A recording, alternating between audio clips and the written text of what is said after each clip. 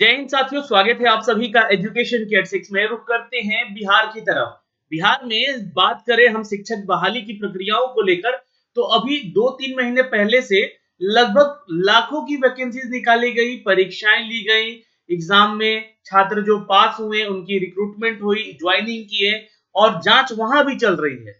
जांच वहां भी चल रही है कि कोई फर्जी स्टूडेंट तो नहीं सेलेक्ट होकर आए हैं यहाँ पे। लेकिन जब तीसरे चरण की बहाली आती है तो मैंने आपको एक वीडियो में बोला भी था कि ये इलेक्शन मोड की वैकेंसीज है। ये इलेक्शन मोड पे वैकेंसीज निकाली जा रही है। छात्र हित में कोई चर्चा नहीं हो रही है यहाँ पे।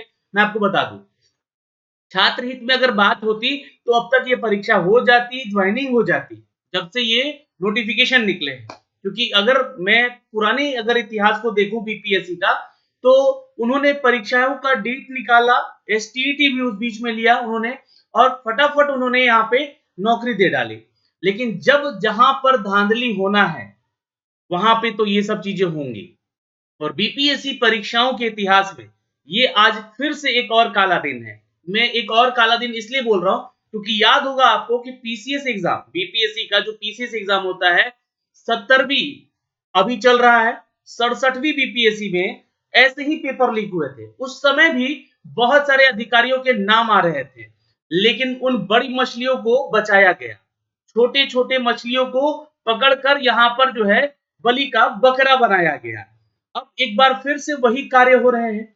बीपीएससी से हम चर्चा करेंगे, मांग कर रहे हैं इस वीडियो के माध्यम से कि पहले उन अधिकारियों के ऊपर कार्रवाई कीजिए और सबसे पहले तो इस बीपीएससी टीआरई 3 की परीक्षा को रद्द किया जाए। क्योंकि पेपर लीक हुए हैं, इसके साक्ष्य ईओयू की टीम यानी कि पुलिस जो भी मुख्यालय से हमारे जो वैकेंसीज के जो पेपर रद्द होने के कारण बताए गए हैं, वो बिल्कुल साक्ष्य हैं आपके सामने। अब यहाँ पे आज 20 तारीख है, कल हो जाएगा 21 तारीख। आज शाम तक अगर पेपर लीक जो मामला है उसको लेकर अगर परीक्षा को रद्द नहीं किया गया तो छात्र जो है जरूर जाएंगे बीपीएससी कार्यालय में और सबको पटना जाना होगा। क्योंकि देखिए, आप लोग यूपी से हैं या बिहार से हैं, ये झारखंड से है, राजस्थान से है, दिल्ली से है, ये मतलब नहीं रखता है। आपके हित में सिर्फ बिहार के छात्र तो नहीं लड़ेंगे ना, आपके हित में आपको खुद लड़ने आना होगा। और एक बात जान लीजिएगा कि अगर आप नहीं पहुंचते तो आगे चलकर ये छात्रों की जो मांग है डोमिसाइल रूल लाने का, जिसमें बहुत तेजी से कार्य होगा। तो बिहार में परीक्षाएं हो रही हैं, पेपर लीक हो रहा है, और पेपर लीक हो रहा है तो परीक्षा भी रद्द होना चाहिए। अब यहाँ पर जो है मैं आपको कुछ फैक्ट दिखलाने जा रहा हूं, तो उस फैक्ट को देखिएगा। ये पेपर का जो एक कटिंग है हमारे पास, जो कि यहाँ पे केस वाला है, जो कि 16 मार्च से लेकर अभी तक जितने लोगों पे करीब करीब 277 लोगों पे एफआईआर हुए हैं। कुछ ऐसे नामजद भी हैं, जैसे कि बिना नाम वाले भी लोग हैं, अज्ञात लोग हैं, उनके ऊपर भी एफआईआर हुए हैं इन सभी मामलों को लेकर। यही नहीं, आप ये न्यूज जब पढ़ेंगे ना, तो इस न्यूज में आपको एक चीज पता चलेगा कि इसमें ना तो सिर्फ वो गैंग शामिल है जो कि पेपर लीक कराता है, बल्कि इसमें वो भी लोग शामिल हैं जो कि बीपीएससी के कुछ अधिकारी हैं या कर्मचारी हैं, है ना। उन लोगों के भी नाम, क्योंकि देखिए जो पकड़े जाएंगे वो तो नाम लेंगे ना कहीं जाकर, और जब नाम आएगा उनका तो बीपीएससी को चाहिए कि उस पर उनकी जांच कराई जाए। अब ऐसा नहीं है कि हर कोई बोल रहा है तो आप जांच कराएं, नहीं। आप अगर बार बार चीजें अगर ऐसी होने लगेगी, क्योंकि एक दौर से बीपीएससी गुजरा है जब पेपर लीक बीपीएससी के होने लगे थे, ये पीसीएस एग्जाम के पेपर जो लीक हुए थे।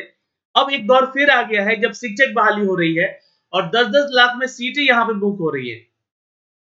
तो आपको यहाँ पे चाहिए कि इनके ऊपर कार्रवाई करें, पहली चीज, और ऐसे लोगों को पकड़कर यहाँ पर उनकी नौकरी से बर्खास्त किया जाए उनको। और कर्मचारी हैं या अधिकारी हैं, इसमें कोई भेदभाव नहीं होना चाहिए।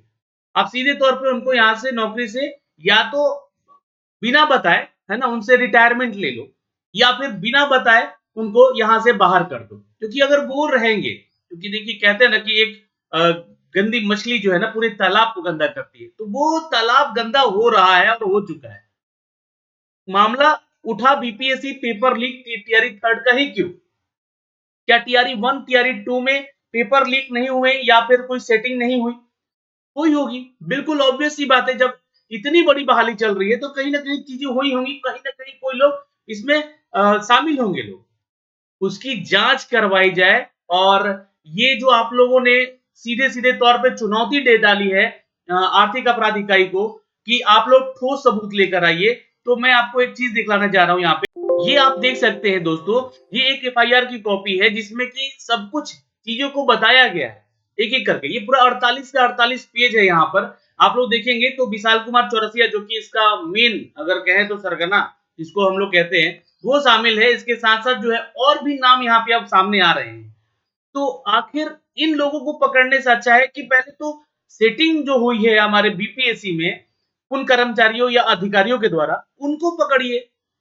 और अगर ये चीजें नहीं होती है, देखिए ये सारा चीज आप लोगों को मैं शेयर कर दूंगा, इसका पीडीएफ भी शेयर कर दूंगा, है ना, टेलीग्राम पे आप लोग जाके देख सकते हैं उसको। और अगर ये चीजें नहीं होती हैं तो पटना का रुख करेंगे छात्र, बिल्कुल। ये आप लोगों को मैं फिर से यहाँ पे बता दूं कि जितने भी लोग हैं और पटना जाने की तैयारी कर लें, क्योंकि कल 21 मार्च है।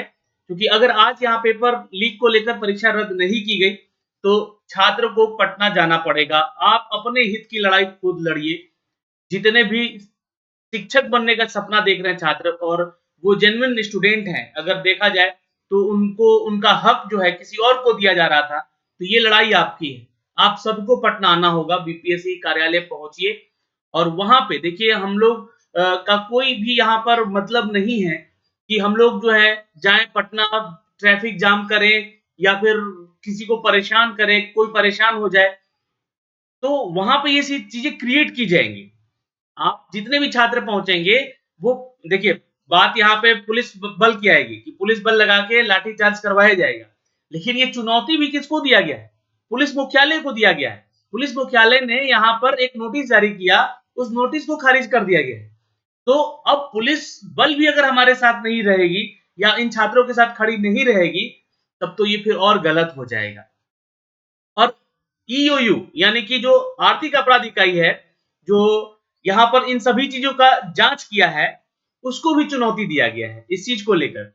अब सोचिए कि वो जो संस्था है वो किसने क्रिएट किया? माननीय नीतीश कुमार जी की संस्था है, जो कि हर एक विभाग में अगर कुछ ऐसी गड़बड़ी होती है तो उसके ऊपर संज्ञान ले, उसके ऊपर ध्यान दे। तो अब जब ध्यान दिया गया है, प्रूफ दिया जा रहा है, तो बीपीएससी आखिर इस चीज को मानने को रेडी क्यों नहीं है? इसी चीज को लेकर छात्र अपनी मांग को पूरी करने को लेकर पटना पहुंचेंगे 21 मार्च को। और 21 मार्च को यानी कि कल आप लोगों को पटना आना होगा, बीपीएससी कार्यालय पहुंचना होगा, क्योंकि दबाव बनाना होगा इस चीज को लेकर। अगर आज आप लोग चुप रह गए तो इलेक्शंस हैं, इलेक्शंस खत्म हो जाएंगे, या बहाली फिर से इलेक्शन मोड की तैयारी में जो भी छात्र थे या जो नेतागण थे वो इस चीज को भुना देंगे। मैं आपको फिर से कह रहा हूं कि ये बहाली नहीं थी, ये एक इलेक्शन मोड पे लाई हुई वैकेंसी है, जिसका बेनिफिट उठाकर सरकारें यहाँ पर जो है इलेक्शन जीतना चाहती है। अब वो पक्ष हो विपक्ष हो, इससे हमारा कोई लेना देना नहीं है, लेकिन जो बहाली आई है तो उसको यहाँ पर अच्छे से कराया जाए। इस बहाली की प्रक्रिया में भ्रष्टाचार जो है उसको खत्म किया जाए। और अगर ये बहाली रद्द होती है तो चारों कक्षाओं की जो बहाली है 1 to 5, 6 to 8, 9 to 10, 11, 12 सारी परीक्षाओं को समय दिया जाए, ताकि जो चीजें हैं अंदर सुधार करके फिर से एग्जाम बिल्कुल पारदर्शी तरीके से लिया जाए, जैसे पिछली बहालियां हुई हैं वैसे यह बहाली कराई जाए। तो ये एक छोटी सी मांग है बीपीएससी से कि प्लीज इस परीक्षा को रद्द करें। और छात्रों से रिक्वेस्ट है कि आप बिहार से हैं, यूपी से हैं, झारखंड से हैं, अगर अगल बगल के क्षेत्र से आप आने में सक्षम हैं तो बिल्कुल पहुंचे, कल 21 मार्च पटना चले। जी हाँ, आप अपने हित की लड़ाई लड़े। जय हिंद। फिर मिलेंगे अगले वीडियो में कुछ नए अपडेट के साथ, नई वैकेंसीज के साथ। तो प्लीज चैनल को सब्सक्राइब कर लीजिएगा बेल आइकन दबा के और सपोर्ट करिए एक दूसरे का। जय हिंद।